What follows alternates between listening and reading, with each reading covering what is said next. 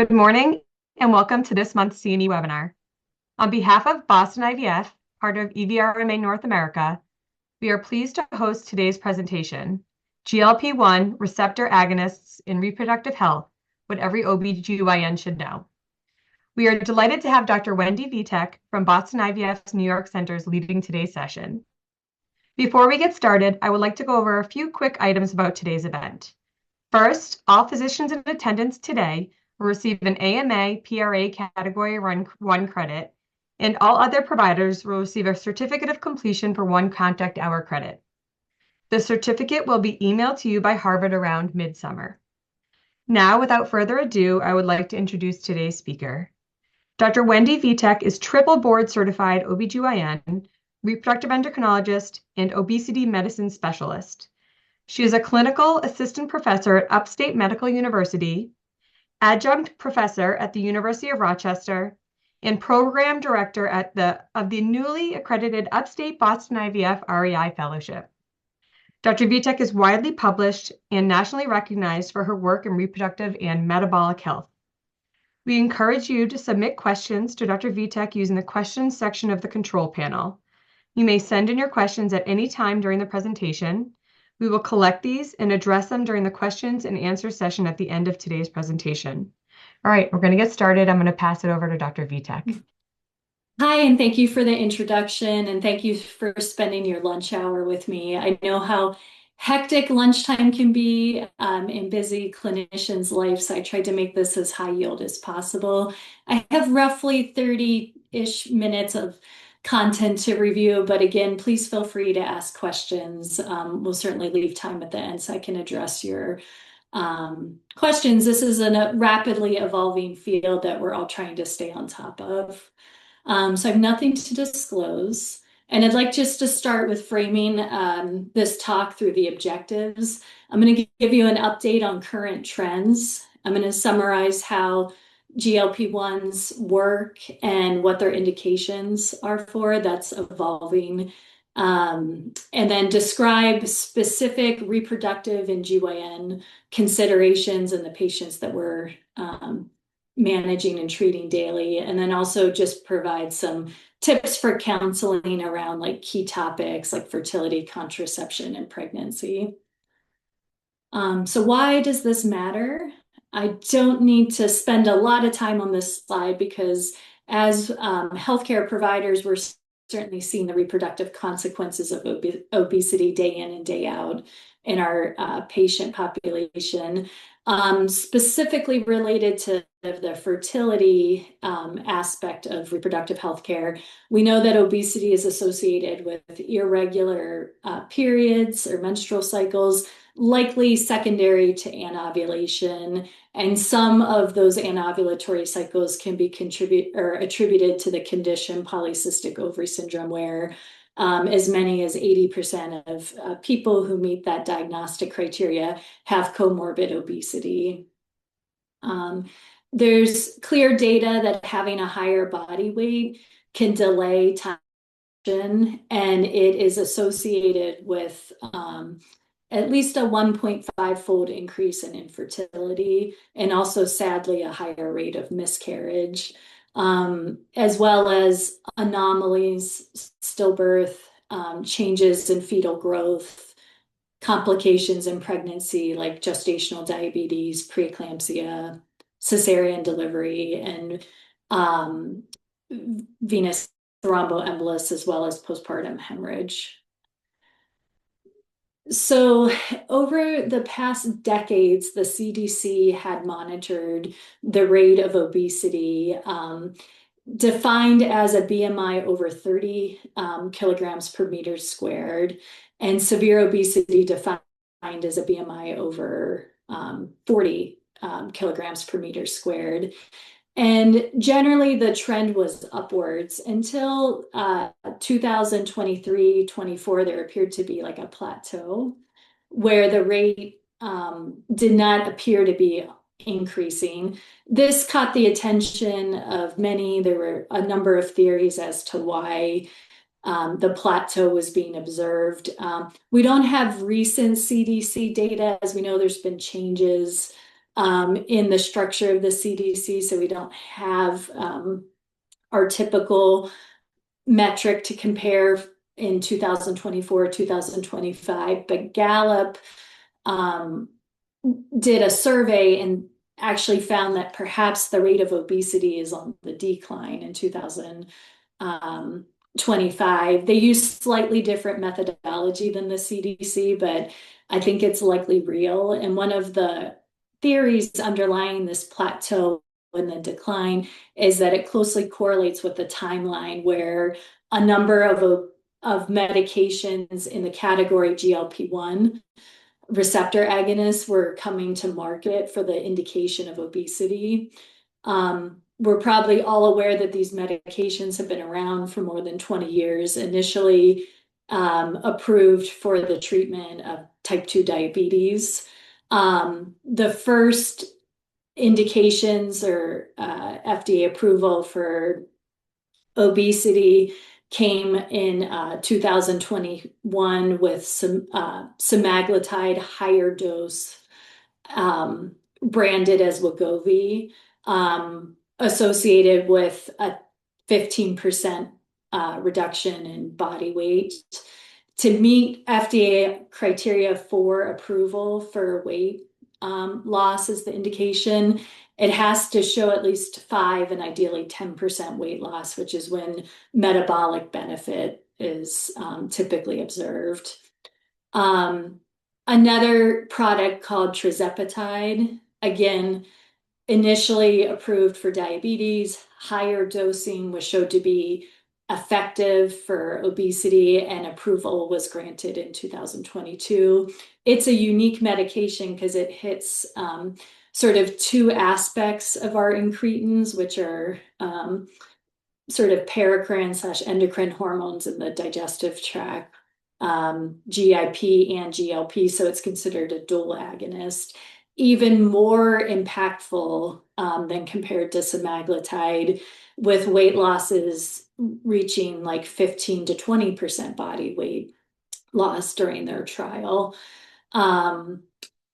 With where we are now, that we're starting to see like a triple agonist come to market that got approved late last year. It had even more weight loss, but quite a bit of side effects. So maybe more reserved for severe obesity. And we're starting to see oral agents come to market with Eli Lilly bringing a form, as well as Novo Nordisk has like an oral semaglutide product too. So the Eli Lilly product is, there's going to be an oral tirzepatide, but there's also like a variation of a small molecule. So those haven't come to clinical market yet, but oral semaglutide is available. And that may open up the number of patients that access these meds. Injections, which is how the initial products were delivered. The molecules were modified. Initially, they were daily injections. The molecules were modified to get longer half-life. And the oral semaglutide has a very similar half-life to the injectable. Slightly less weight loss, but still in the order of 10% relative to the 15% seen with the injection. But the tirzepatide appears to have a little more weight loss associated with it. So pill removes the barrier that some patients may feel towards doing an injection weekly. And it's also less expensive to manufacture tablets compared to injections. So that should bring the cost down, which is the other barrier. It is estimated that the cost of the oral medications may be around $150, possibly less if there's insurance coverage. That's per month. That's at the starting dose. The cost will increase at the higher doses, and there is dose titration recommended for the oral semaglutide. So what we're seeing is, of late, this data came again not from the CDC because we don't have reliable CDC data at the moment to quote. So we're relying on other organizations like Gallup and RAND to give us data on trends. But what we're seeing is, as of last year, 8,000 US respondents, about 15% of reproductive age women were using these medications in this sample. And this is a study I'm going to refer to a little later, but it tried to estimate the years leading into pregnancy if someone had been on a GLP-1 3 years up to 90 days before they became pregnant. This was out of a cohort in Massachusetts. They saw like a huge uptick. They had a pretty broad definition though, 3 years, but they estimated that as many as like 20 out of every 1,000 births had a GLP exposure in the year 2024 to 2025. So with that, we may continue to see more and more of our patients using these medications during the reproductive years. And while they are quite effective for weight loss, there are some concerns around muscle loss, lean muscle, as well as how they impact our bones. The tirzepatide product, which has the dual agonists, including the GIP component, it appears in studies to have some skeletal benefits, meaning it decreases bone resorption, which would help us maintain healthy bone mass. But it's not clear that that's going to translate into maintenance of bone density in patients that use these because of the significant effect of weight loss, lean muscle loss specifically, and the nutritional deficiencies that are starting to be observed. Just like surgical weight loss can be associated with nutritional deficiencies, some patients on these products, particularly those that are having more rapid weight loss, may be taking in less than 1,000 calories a day because they simply have no appetite. And with that, they may be deficient in micro and macronutrients that may, be one of the main reasons why we're seeing such dramatic muscle and bone loss in patients that take these medications. So if we compare them head to head, which has the most dramatic loss, again, it tends to be the dual receptor, and even the triple receptor had even more. The reason is that the GLP-1 receptor works more through potentiating insulin, reducing glucagon, slowing gastric emptying, which can cause some of the side effects like nausea, vomiting, changes in bowel habits. But interestingly, it seems like it is a modifier of sort of the gut-brain interaction that leads to perceptions of like hunger, satiety, appetite. The GIP part may be adding some additional benefits at the level of glucose metabolism, but it also appears to have like a little more impact on like the breakdown of our adiposity. So that's maybe why in a head-to-head trial, tirzepatide had such a much more significant impact with respect to percent body weight change, but also the number of patients who achieved pretty significant weight loss, like the level that we would see with surgeries, like gastric sleeve or gastric bypass, with about half the patients getting into the 20% body weight loss and even 30% reaching 25% or greater, which again, this is the range we see with surgery.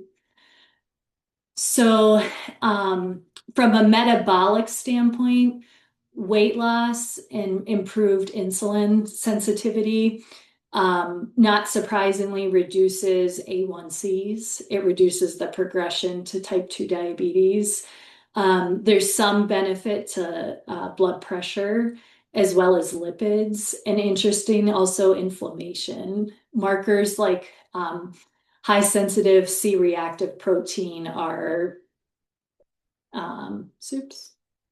reduced early in the treatment, even before significant weight loss is achieved. And it also appears to be present even in those who have a modest response. So some of the cardiac benefits we're starting to see may be because of metabolic benefit, but possibly even due to an anti-inflammatory effect of these medications.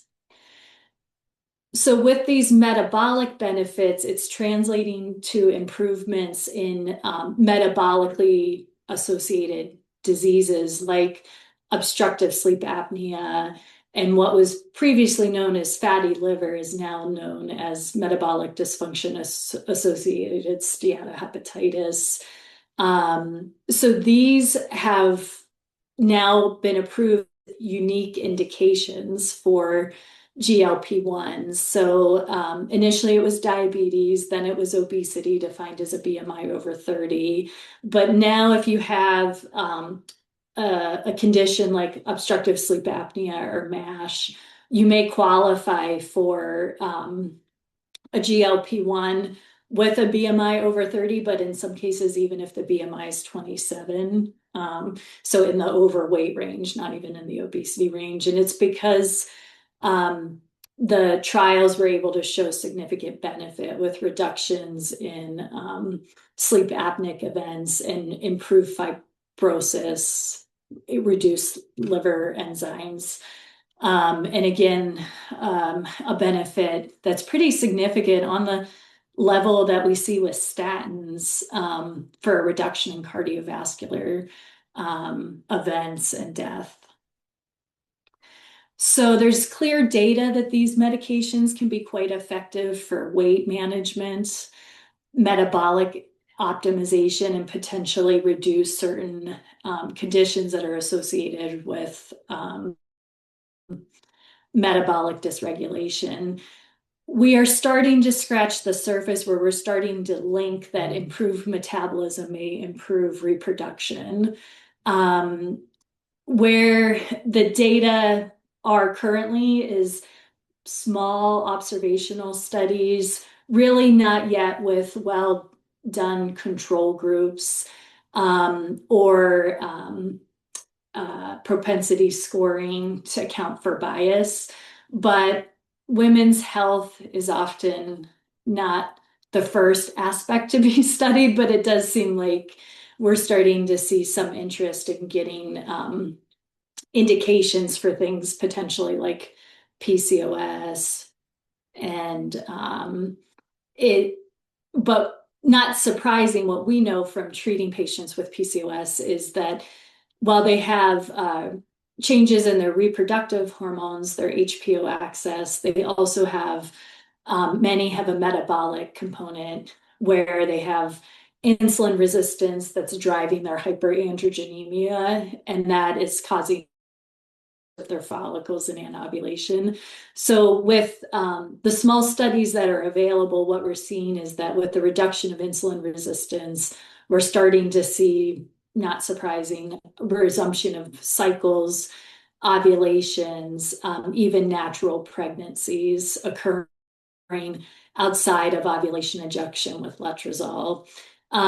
Not yet at the point where we really see that this is treating androgen excess symptoms, but it will likely be shown in larger studies with longer follow-up. It takes longer to treat things like hair growth, and it may need other co-treatments like spironolactone, but more to come. Nonetheless, we our mainstay of treatment for metabolic health and PCOS has been diet, exercise, lifestyle optimization, and metformin.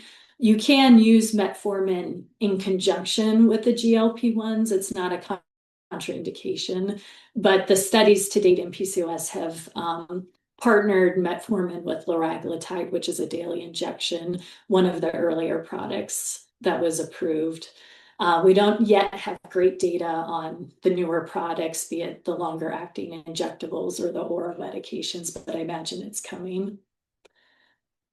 I think an area I'm very interested in following is we know that women with PCOS and anovulatory cycles, because they're in a state of unopposed estrogen, they're at higher risk for endometrial hyperplasia, EIN, as well as adenocarcinoma. There's data that these medications can be used not only to reduce the risk of hyperplasia events through metabolic improvement, reduced weight, may allow then there's cyclic progestin exposure that reduces that unopposed estrogen pathway to hyperplasia. But there's some bench research that suggests that there are GLP-1 receptors in the endometrium, and that using these medicines may be directly anti-proliferative on endometrial cancer cells. So they're risk reducing, but they also may be an adjuvant therapy.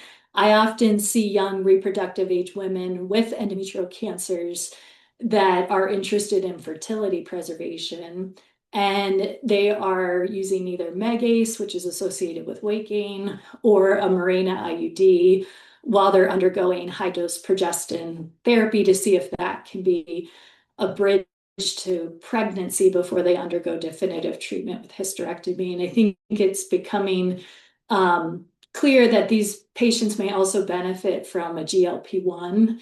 It may have benefits for their cancer, but it also may help facilitate their fertility preservation pathway by making them more likely to ovulate in the future, or more likely to succeed with IVF if they're doing embryo banking.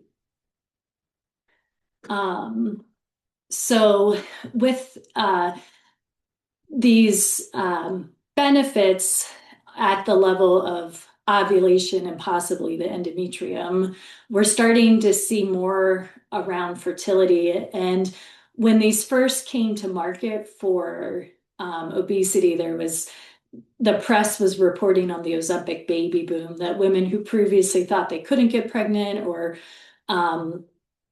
weren't planning pregnancies but were anovulatory, they were starting to become ovulatory and pregnant. It's largely anecdotal. We don't have large data sets that tell us that these medications do improve like fertility outcomes outside of spontaneous ovulation in women with PCOS who were previously anovulatory. We don't really have data yet on how these medications work pre-IVF or pre-frozen embryo transfer. But one barrier in our field is we're often in outpatient settings where safe anesthesia outside of the hospital can be a challenge, particularly with obstructive sleep apnea, since we're using like total IV sedation. So using these medications sometimes may open up safe access to IVF anesthesia by reducing BMIs in patients with severe obesity. But we have to follow the manufacturer's recommendations that we stop these medications prior to pregnancy. There's concerns about birth defects and miscarriage based on the animal data. Semaglutide, generally you want to have something, you want to be off of it for 4 to 5 half-lives for it to be cleared. So for semaglutide, both oral and injectable, it's about 2 months. Tirzepatide has a slightly shorter half-life. Mother to Baby says it should be cleared in about 30 days. So generally it can be stopped about 1 month prior to planned pregnancy. We have to see what the oral version of tirzepatide offers once it comes to market in April. One thing we have to be conscious, though, is that these patients are at risk for weight regain.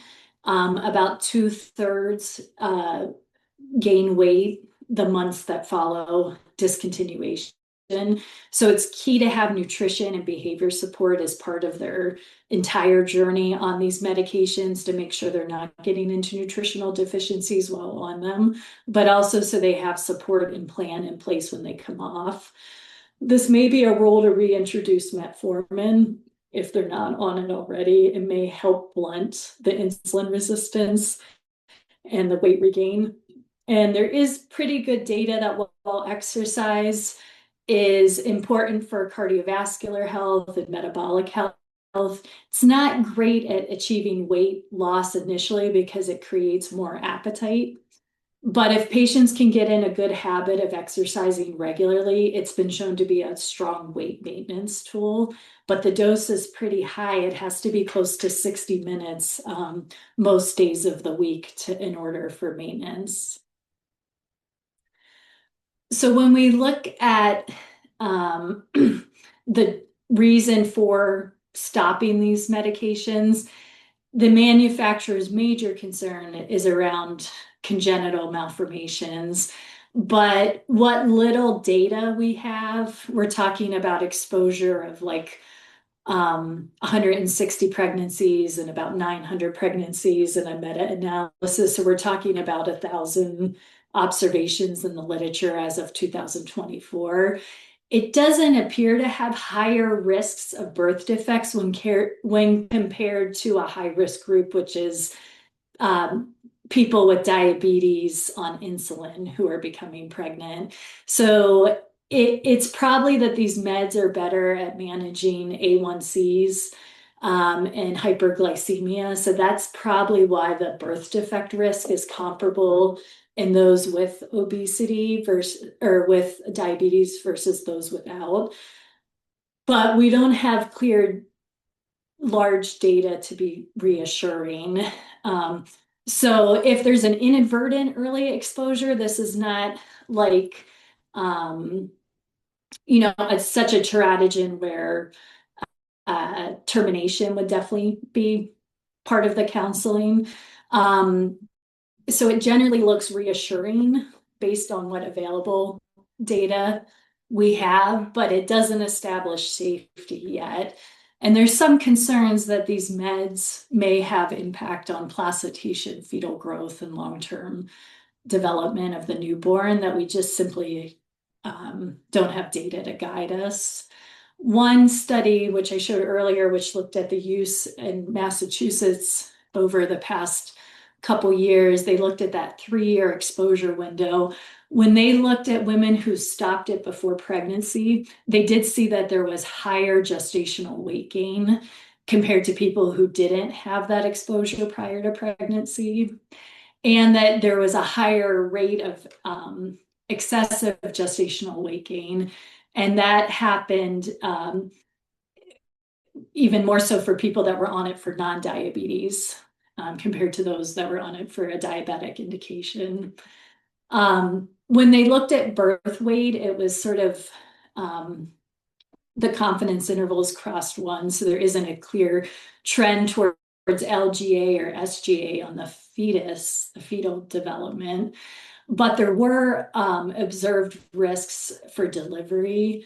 There was a higher rate of gestational diabetes, a higher rate of hypertensive disorders with adjusted relative risks that were more like 1.12 to 1.49, a little bit more than what we see with gestational diabetes, where the lower confidence interval is very close to 1. Similar, there was a slightly higher risk of preterm birth, but I think what really stands out to me is the hypertensive disorders. So it seems like the rebound weight gain is sort of negating the cardiometabolic benefits we see while patients are on these medications. So it may be tempting to think, well, maybe we should keep patients on these medications, but we simply don't know enough about the physiology. There's some rodent or mouse data that shows that naturally in pregnancy, GLP-1 levels decline, and that this may facilitate placental and fetal development. We don't quite have human data, but our animal models suggest that being on these medications throughout pregnancy could have grave impacts on the placenta and fetal development. So again, the recommendation is to stop prior to conception and not continue in pregnancy. So if we're thinking about how to help these patients prevent pregnancy while using these medications, we have to think about like effective contraception. These medications can delay gastric emptying, and they can cause nausea and vomiting. That may impact the efficacy of combination oral contraceptive pills. When studies looked at semaglutide users and their OCP absorption, the effects seemed minimal. But tirzepatide, there was a more impact on the absorption of OCPs. So generally, the guidance right now is if they're on tirzepatide, that they use a backup contraception if they're continuing OCPs for at least 4 weeks, and anytime the dose is changed. Tirzepatide, you titrate up monthly for 5 months with the injectable medication. So it would be, sort of 6 months of basically backup contraception, taking into account the risk of lower absorption with the dose. The reason every time you increase the dose, the side effects can come back with nausea. LARCs would be recommended as well. They don't generally don't increase the risk of VTE, and which this population with obesity may have that as a factor when considering their contraceptive options. But LARCs shouldn't really be impacted by GLP-1 since they're not going through like first pass metabolism.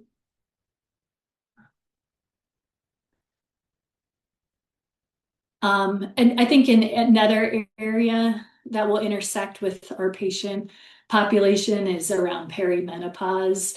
About 70% of women or people experience weight gain during perimenopause. Some can be on the order of a couple pounds per year, some more so. But this is also a time where we see heightened metabolic disease conditions like increased rate for type 2 diabetes, hypertension, and MASH. So there are some very small trials that show that the combination of semaglutide with hormone therapy may synergistically work together to improve weight loss, meaning if they're in perimenopause and they're having weight gain and indications for hormone therapy, some may see a benefit alone with hormone therapy, but it can be modest. It may help maintain our lean muscle mass, which is certainly important for our health span. But if they're considering adding semaglutide, they may get more out of being on hormone therapy in combination than just the GLP-1s alone. This is a small study, but it sort of illustrates that these were GLP users on and off, with and without hormone therapy. They had more weight loss at the year, and they had higher categories or percentages of patients reach significant weight loss. So more to come on that.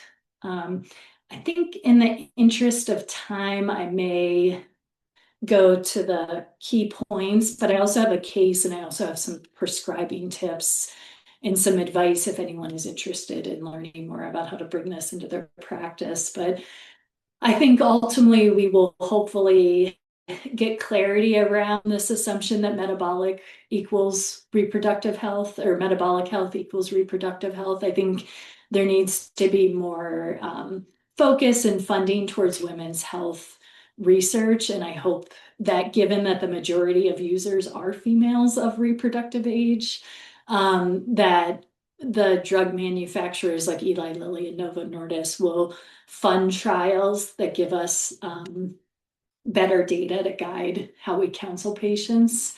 I think it's pretty clear that these are effective for treating obesity and obesity-related conditions like obstructive sleep apnea, cardiovascular, and MASH, liver conditions.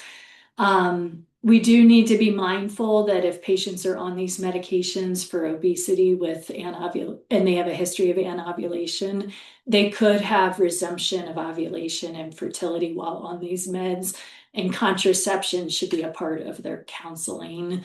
Again, in safe contraception, effective contraception, keeping in mind that these medications, particularly tirzepatide, may affect oral contraceptive absorption.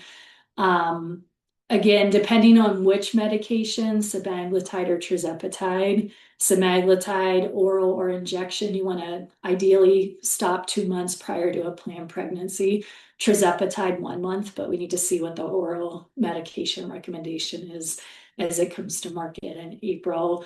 And I think, if you're seeing patients that are in the perimenopause transition and their main concern is weight, they may get more effect out of being on one of these medications if it's paired with hormone therapy, because it may help maintain their lean muscle mass. So I think I'll hold there and see if there's any questions.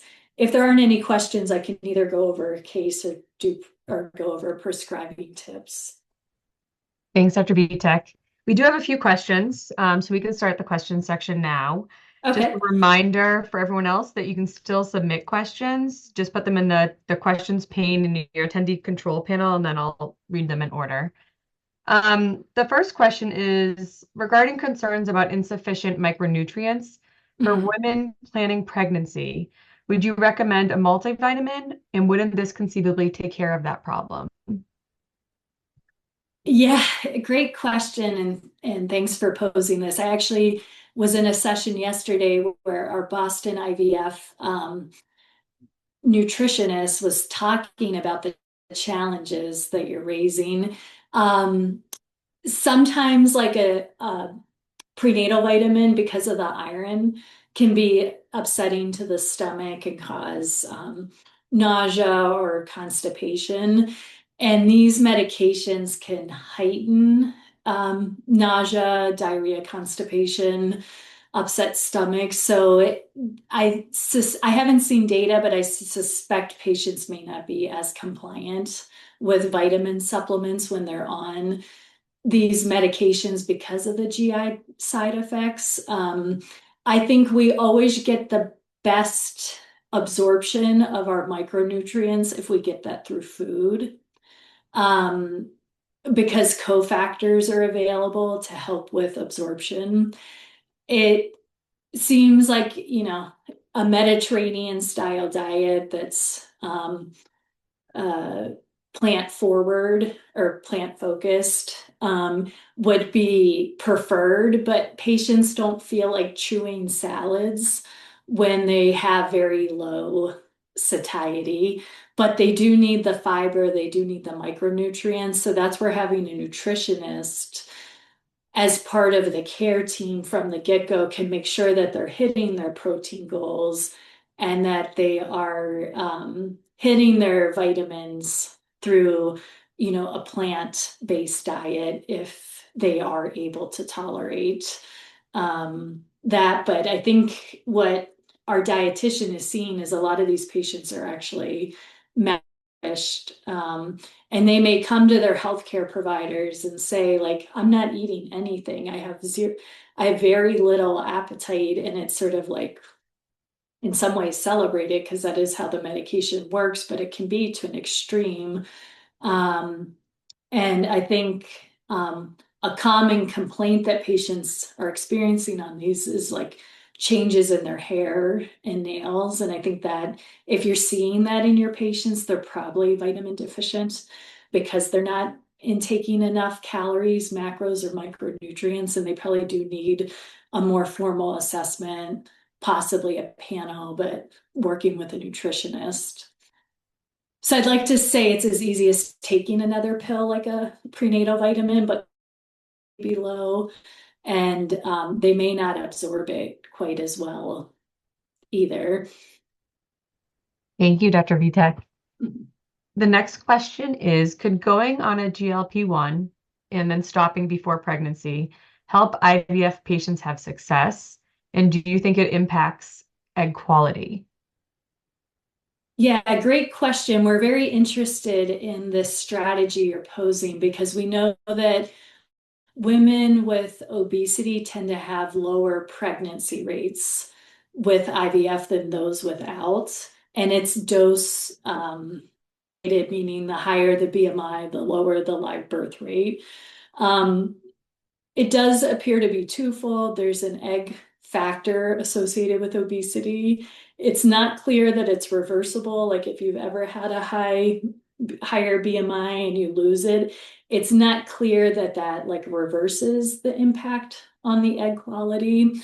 Um, the other factor is at the level of the endometrium. There could be hormone changes that are happening that affect implantation in those with obesity. So I would love to see a trial where we use pre-treatment GLP-1s prior to the IVF cycle. We could hold it safely around the anesthesia. Generally, it's 1 to 2 weeks prior to sedation because of the risk of aspiration with slower gastric emptying.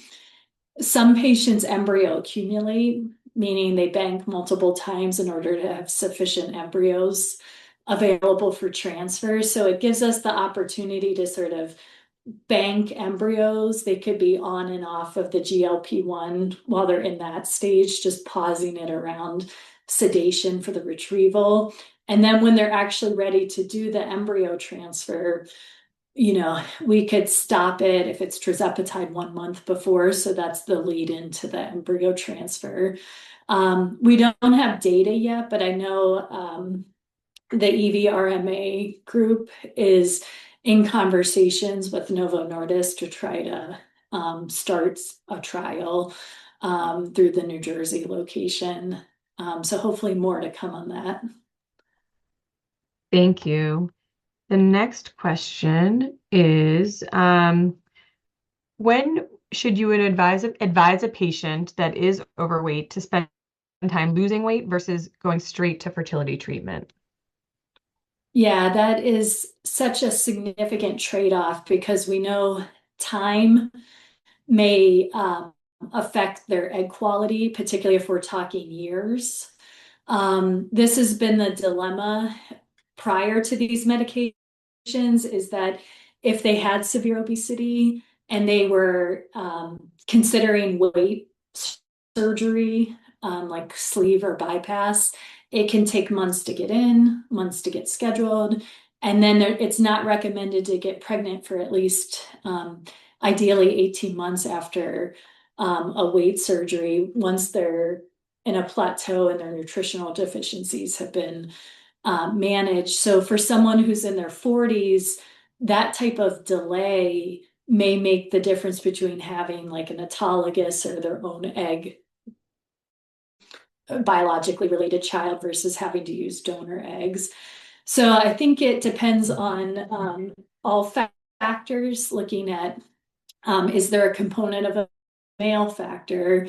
Sometimes obesity is shared amongst both in a heterosexual couple because of the shared lifestyle at home. So if the male has obesity, he could also have diminished sperm parameters, and that may be an indication for IVF. I think you have to look at her anatomy, see if the fallopian tubes are pain, because that tells you if there's an indication for IVF. Otherwise, I think it has to be individualized.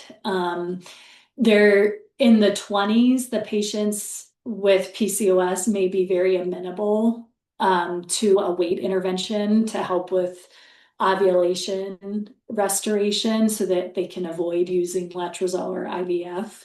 But if somebody's over the age of 38 and certainly over the age of 40, they probably need to have, a more personalized discussion about their factors, including their egg reserve, their obesity. Is their obesity limiting their ability to access treatments like IVF?